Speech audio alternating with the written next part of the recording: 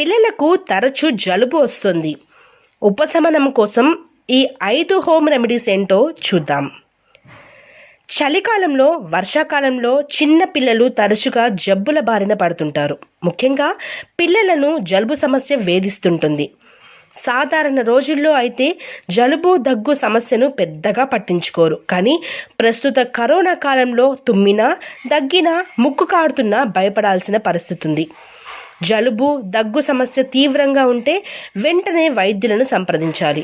అయితే సాధారణ జలుబు, దగ్గు అయితే ఇంట్లోనే ఈ 5 చిట్కాలు ఉపయోగించి ఉపశమనం పొందవచ్చు. పిల్లలు జలుబు, దగ్గు సమస్యలతో బాధపడుతున్నట్లయితే ఈ 5 వంటింటి చిట్కాలను పాటిస్తే నయమవుతుందని నిపుణులు అంటున్నారు. మరి ఆ చిట్కాలేంటో ఇప్పుడు చూసేద్దామా?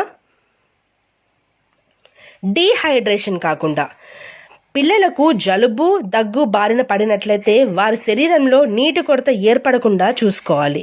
డీహైడ్రేషన్ వల్ల వాళ్ళు డయేరియా బారిన పడే ప్రమాదం ఉంది. అందుకే వారి శరీరానికి సరిపడా లిక్విడ్ పదార్థాలను తినిపించాలి. వైద్యుల సూచన మేరకు పిల్లలకు ఫుడ్ అందించాలి.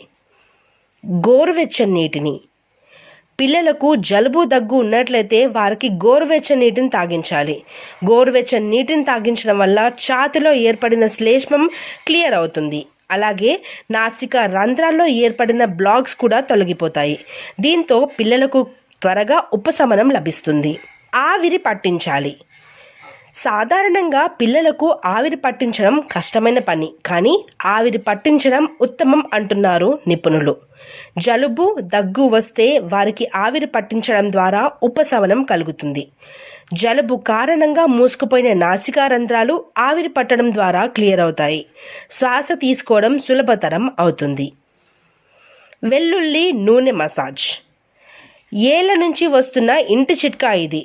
వెల్లుల్లి, ఆవ నూనెతో మసాజ్ చేయడం వల్ల ఉత్తమ ఫలితాలు ఉంటాయి.